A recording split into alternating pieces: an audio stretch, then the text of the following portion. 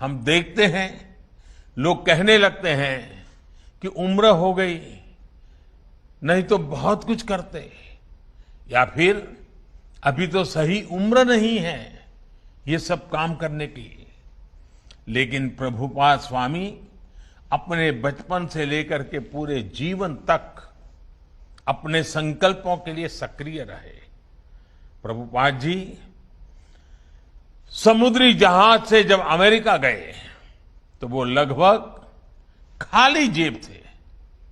उनके पास केवल गीता और श्रीमद् भागवत की पूंजी थी। रास्ते में उन्हें 2-2 बार हार्ट अटैक आया यात्रा के दरमियान।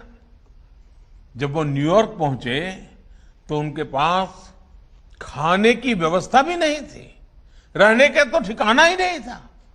लेकिन उसके अगले 11 सालों में दुनिया ने जो कुछ देखा, श्रद्धेय अटल जी के शब्दों में कहें तो अटल जी ने इनके विषय में कहा था, वो किसी चमत्कार से कम नहीं था। आज दुनिया के अलग अलग देशों में सैकड़ों इस्कॉन मंदिर है। कितने ही गुरुकुल भारतीय संस्कृति को जीवंत बनाए हुए हैं। इस्कॉन ने दुनिया को बताया है कि भारत के लिए आस्था का मतलब है उमंग, उत्साह और उल्लास और मानवता पर विश्वास।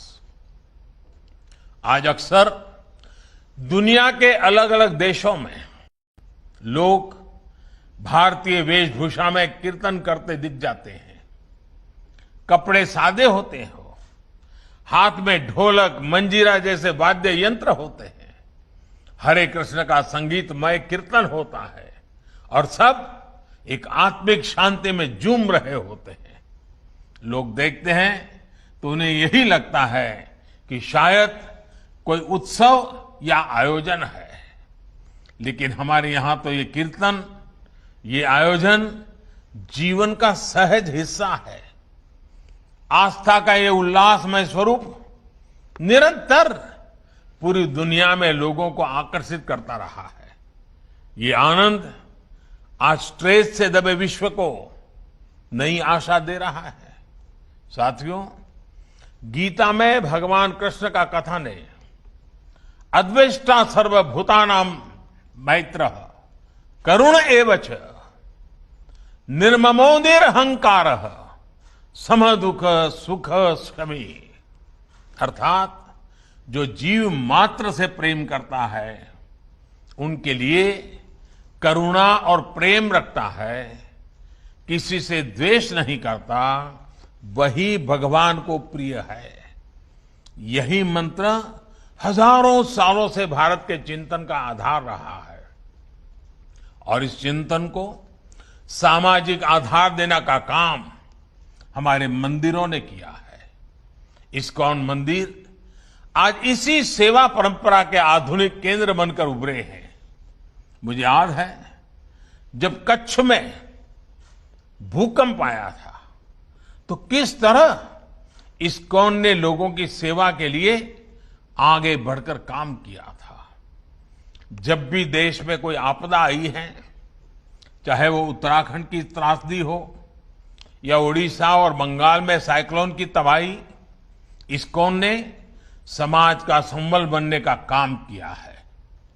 कोरोना महामारी में भी आप करोड़ों मरीजों, उनके परिजनों और प्रवासियों के लिए लगातार भोजन और दूसरी जरूरतों की व्यवस्था करते आ रहे हैं। महामारी के अलावा भी लाखों गरीबों के भोजन और सेवा का अनवरत अभियान आपके माध्यम से चलता रहा है। जिस तरह से इस्कॉन ने कोविड मरीजों के लिए अस्पताल बनाए और अब वैक्सीन अभियान में भी सहभागिता निभा रहे हैं, उसकी भी जानकारी मुझे लगातार मिलती रहती है। मैं इस्कॉन को, इससे जुड़े सभी भक्तों को आपके इस सेवा यज्ञ के लिए बहुत बहुत शुभकामनाएं देता हूं। साथियों, आज आप सत्य, सेवा और साधना के मंत्र के साथ न केवल कृष्ण सेवा कर रहे हैं, बल्कि पूरी दुनिया में भारतीय आदर्शों और संस्कारों के ब्रांड एम्बेसडर की भी भूमिका निभा रहे हैं। भारत का शाश्वत संस्कार है सर्वे भवन्तु सुखिनः, सर्वे सन्तु निरामया। यही विचार इस्कॉन के जरिए आज आप सभी का, लाखों करोड़ों लोगों का संकल्प बन चुका है। ईश्वर के प्रति प्रेम और जीव मात्र में ईश्वर के दर्शन, यही इस संकल्प की सिद्धि का मार्ग है। यही मार्ग हमें विभूति योग अध्याय में भगवान ने बताया है। हमें विश्वास है कि वासुदेवः सर्वम का ये मंत्र हम अपने जीवन में भी उतारेंगे और मानव मात्र को भी इस एकता की अनुभूति कराएंगे।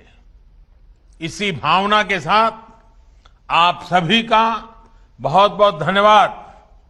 हरे कृष्ण।